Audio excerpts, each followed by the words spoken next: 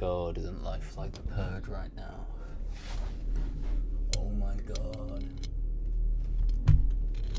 Isn't life like the Purge right now? Oh my god. Isn't life just so much like the Purge right now?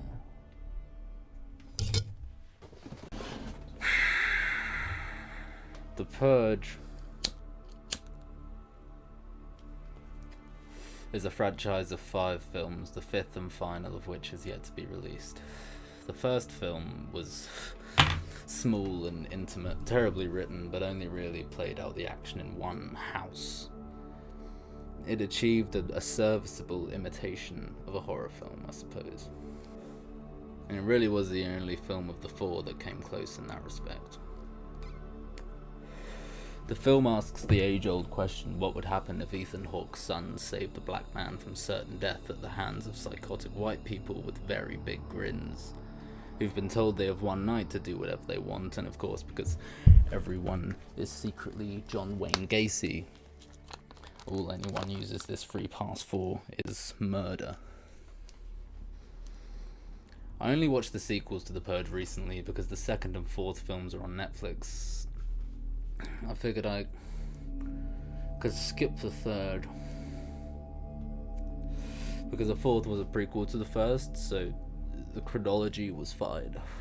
The Purge 2 Anarchy and the Purge 4 the first Purge, not that that's confusing. They really delivered exactly as expected. Both films played out the exact same scenario with the exact same plot, with all 3 films being rescue stories.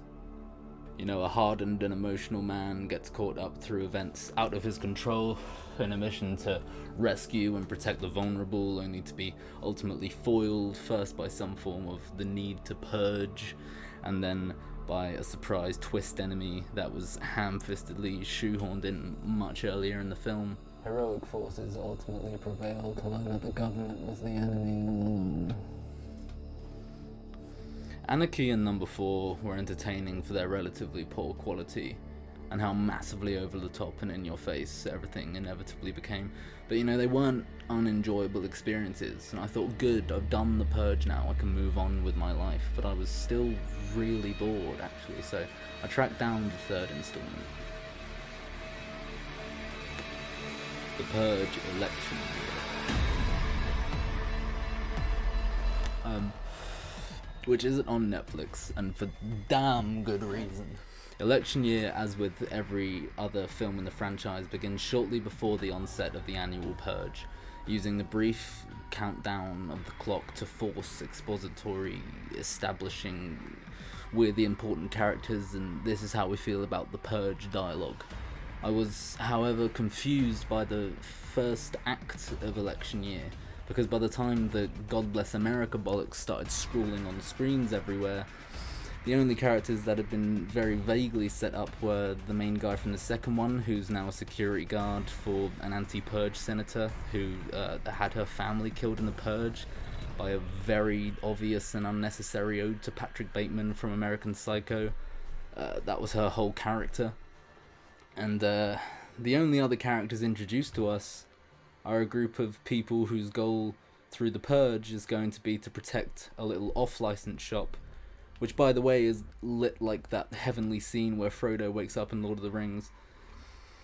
And this shop is run by a man named Joe, whose troubles all kick off when he loses his Purge insurance or something. Joe is not just one thing. He is far more than just the worst character ever conceived. He is a black fella, and that might not ordinarily have been the first thing I'd pick out about him, but he's gonna mention it. You don't sneak up on black people. He's gonna mention it a lot. A whole bunch of Negroes coming right this way, and we sitting up here like a bucket of motherfucking chicken. Black people, but I ain't gonna let y'all shoot these white folks. My Negro. Well, that's that's it really. He's black and he owns a shop. That's his character.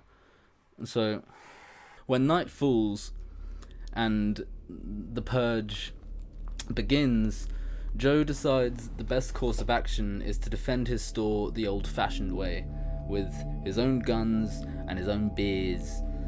After having a brief run-in with the world's worst actor, Joe and his Mexican chum see the geezer from Anarchy temporarily failing in his job to protect the senator, which just doesn't sit right with them, and they heroically shoot dead the large group of African purgers, bringing to an end a sequence that, in terms of cinematography, is probably a compelling argument for the benefits of being blind. Honestly, I've obviously made the lens really gacky and disgusting on purpose, but the effect I've created is actually more visually appealing than what they did in that scene. And this heroic act, of course, cements Joe's status as the hardened saviour archetype character in the Purge election year. I also love that Joe puts his hood up before rescuing the senator, only to then take it down for a dramatic face reveal down on the street. This was the moment I began to understand that Joe's mind is a true abyss of chaos, and nothing he would do in this film would have any kind of motivation beyond merely servicing the development of the plot. Every single shift of personality and every single course of action taken by Joe in the Purge election year amounts to unprovoked ex machina for its entire runtime. As an example, Joe and his crew leave the senator in the hands of a Purge resistance group in order to go back and defend the store, which up to this point has been Joe's one and only concern. And while they're driving, they see the evil government is closing in on the senator, and at this point Joe, who has not expressed any opinion about the senator up to this point, other than the fact that he doesn't think she'll make any difference to anything, spins on a dime and proceeds to devote himself entirely to keeping her alive until the morning.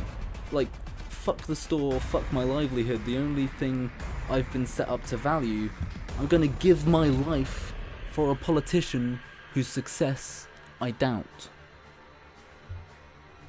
There's also a scene where the guy from Anarchy, totally unprovoked and with a huge amount of aggression, says to Joe, like, "So you're a saint?"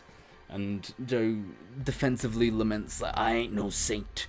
And it struck me as really out of nowhere and really strange. And then later, all the main cast are surrounded by a huge gang who are rocking the van. Joe does a crip whistle, and the gang join forces with them against the government.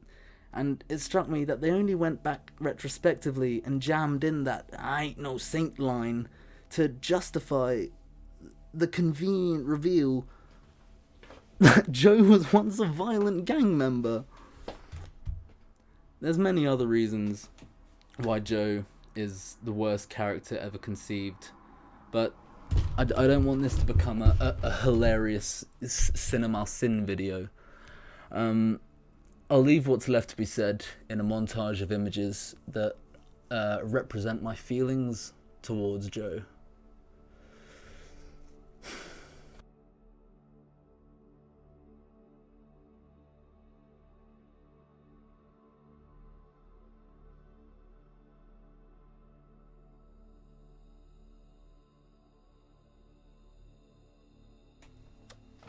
I don't blame the actor at all, by the way. I think he lent competent believability to the worst character ever conceived. The real sinner is the writer and director and creator of The Purge, James DeMonaco, who, if I didn't know any better, I would suspect had never met or even seen a black person. What in the Mississippi fuck was you doing outside on Purge night, Senator?